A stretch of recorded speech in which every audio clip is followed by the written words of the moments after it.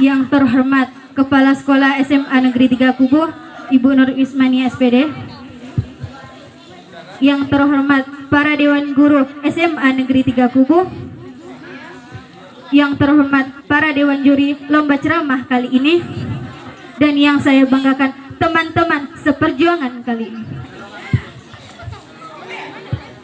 Pertama-tama dan yang paling utama, bahkan yang harus diutamakan, marilah kita panjatkan puji beserta syukur atas kehadirat Allah Subhanahu wa taala. Tuhan yang Maha Penyayang, sayangnya tak terbilang. Tuhan yang Maha Pengasih, yang tak pernah pilih kasih. Tuhan yang Maha Tahu, bukannya yang sok tahu. Tuhan yang telah menciptakan dualisme dunia, yang tak akan sempurna satu jika tidak ada duanya. Hingga terciptalah langit dan bumi, siang dan malam, laki-laki dan perempuan, hingga ke saya dan kamu. Salawat besertakan salam tak lupa kita curah limpahkan kepada junjungan terbesar yang tak pernah berkata-kata kasar, bukan anak presiden, bukan pula cucu gubernur, melainkan beliau adalah basyarun la kal basyar, manusia tapi tidak seperti manusia basyar. Siapa lagi kalau bukan Nabi Muhammad sallallahu alaihi wasallam. Nabi yang paling patuh, yang tak pernah main batu, apalagi sampai bilang apaan tuh. Nabi yang paling mulia, yang tak pernah makan pepaya, apalagi sampai bilang kamu nanya. Nabi yang paling tahu, yang bukannya sok tahu. Berdirinya saya di sini hanya ingin belajar menyampaikan sepatah atau dua patah kata yang insya Allah akan saya patahkan menjadi beri-beri patah kata, bahkan sampai berjuta patah kata yang insya Allah akan berjudul Nabi Muhammad Sallallahu Alaihi Wasallam. Hati yang hancur biasanya akan luka, hati yang hancur biasanya akan marah, tapi tidak dengan Nabi Muhammad Sallallahu Alaihi Wasallam. Nabi Sallallahu Alaihi Wasallam ketika sampai di kota Taif tidak disambut dengan tolak al-badru alaina, tak disambut dengan marhaban ya nurul aini. Apa sambutan yang mereka berikan? Lemparan batu, kayu, berdarah telapak kakinya sampai basah trompa sendal Nabi Muhammad Sallallahu Alaihi Wasallam. Apa kata malaikat Jibril? Seandainya menetes darah di telapak kakimu itu jatuh ke tanah, wahai Muhammad, kuratakan toh itu dengan tanah. Nabi menjawab, lam ubu asal anat, aku tak pernah diutus untuk menjadi tukang laknat, untuk menghancurkan manusia. Nabi sapu darah yang menetes dari tumitnya supaya jangan sampai menetes ke tanah.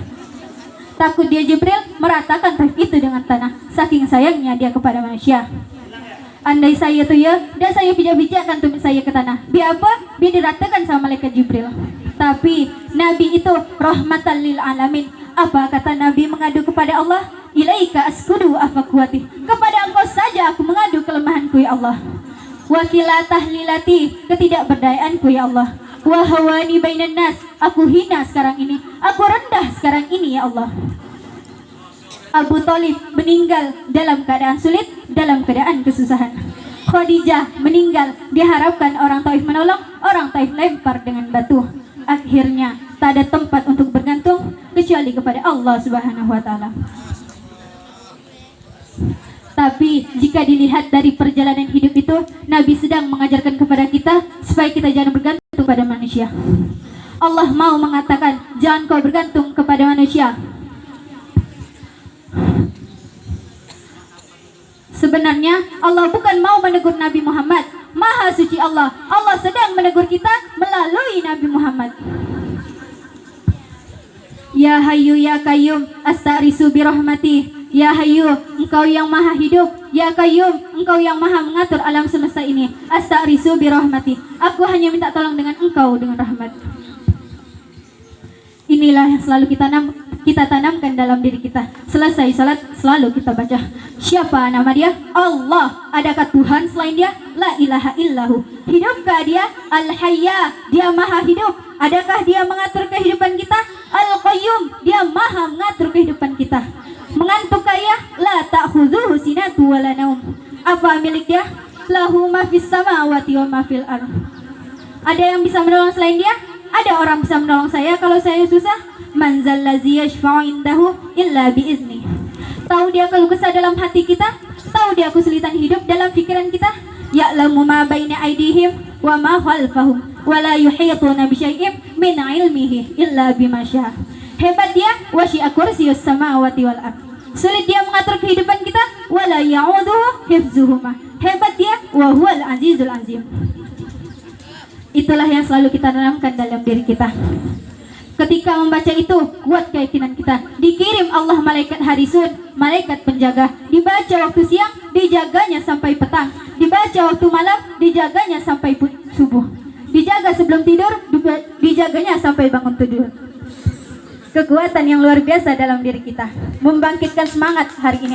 Orang down, orang capek, orang susah, orang letih, membangkitkan semangat pakai sabu-sabu, pakai narkoba, membangkitkan semangat pakai tuyul. Apa kata tuyul? Aku pun pensiun dah. Oleh karena itu, tak ada tempat untuk bergantung kecuali kepada Allah Subhanahu wa taala. Jamaah. Oh, jamaah. Alhamdulillah. Masih semangat ya nih? Dalam sejarah Nabi Muhammad, Allah Subhanahu wa taala memerintahkan kita sebagai umat Nabi Muhammad untuk melaksanakan kewajiban sholat. Di dalam Islam, seseorang yang memeluk agama Islam disebut muslim. Bukan namanya yang muslim. Ada penjual kuputu namanya muslim. Ada bapaknya tetangga saya namanya muslim. Tidak seperti itu. Seseorang yang menyandal predikat sebagai seorang muslim, maka akan ada kewajiban-kewajiban yang harus dilaksanakan.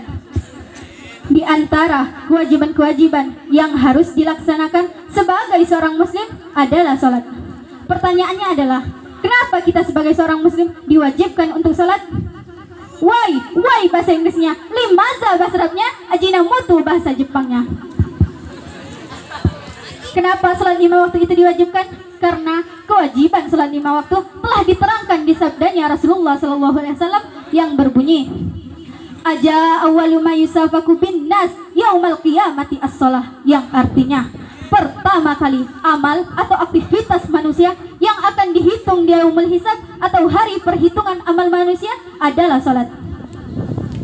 Iza sholahat sholahasa iru, apabila sholatnya baik maka baik pula amal yang lain.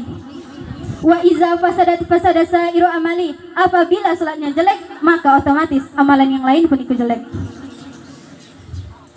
Sholat menjadi ornamental menurut Allah Subhanahu wa taala. Maka biarpun rupamu jelek, hidungmu pesek, kulitmu hitam, gigimu merengos, biarpun badanmu pendek, kalau sholatmu baik, maka yang jelek dan pendek lebih baik di mata Allah daripada yang gagah tetapi sholatnya gegabah. Betul apa betul? Lalu apa manfaat kita melaksanakan kewajiban sholat? Allah Subhanahu wa taala berfirman, A'udzubillahi minasyaitonirrajim. Bismillahirrahmanirrahim. Wa aqimus shalah inna sholata tanha 'anil fahsya'i wal munkar, yang artinya dirikanlah salat karena sesungguhnya salat mencegah perbuatan keji dan mungkar. Salat adalah ritual persembahan kepada Allah bagi seorang muslim yang merupakan suatu kewajiban. Oleh karena itu, salat menjadi dasar agama kedua setelah syahadat. Man tarakas salata muta'ammidan faqad kafara jiharah, yang artinya barang siapa yang meninggalkan salat dengan sengaja maka ia kafir terang-terangan. Di dalam kitab suci Al-Quran terdapat cerita tentang penduduk neraka Safar. Ceritanya mereka sudah melalui amal perhitungan, pengadilan, dan proses-proses lain di hari kiamat. Kemudian berjalanlah malaikat bertemu dengan penduduk neraka Safar. Bertanyalah malaikat kepada penduduk neraka Safar, Masyarakatum bisakan, apa yang ada di benak kalian sehingga kalian bisa masuk ke dalam neraka Safar? Kemudian penduduk neraka Safar pun jawab, qalu lam lakulal musallin, kami ini bukan orang-orang Islam, kami ini bukan orang-orang yang melaksanakan kewajiban salat. Lalu bertanya ke berikutnya, loh, kenapa kamu tidak melaksanakan kewajiban salat? Bukankah sudah diturunkan Nabi dan Rasul oleh Allah Subhanahu wa taala sebagai Tuhan sekalian alam? Kemudian penduduk neraka Safar pun jawab, iya. Lalu, mengapa engkau tidak melaksanakan kewajiban salat? Bentak sang malaikat. Subuh kesiangan, zuhur kerepotan, asar di perjalanan, maghrib kecapean, isyaknya ketiduran. Inilah balasanmu di akhirat. Karena sesungguhnya Allah Subhanahu wa taala telah memerintahkan kita untuk mengerjakan kewajiban salat 5 waktu. Mungkin hanya ini yang dapat saya sampaikan, kurang dan lebihnya mohon dimaafkan. Jika ada kekurangan janganlah minta tambahan, dan jika ada lebihnya janganlah dikembalikan. Sebelum saya tutup, saya akan memberikan sebuah pantun. Loh. Kalau jalan menginjak bumi, kalau terbang menginjak awan. Cukup sekian ceramah kali ini. Ayo semua tepuk tangan. Unzur maqila wala tanzur mangqala. Assalamualaikum warahmatullahi wabarakatuh.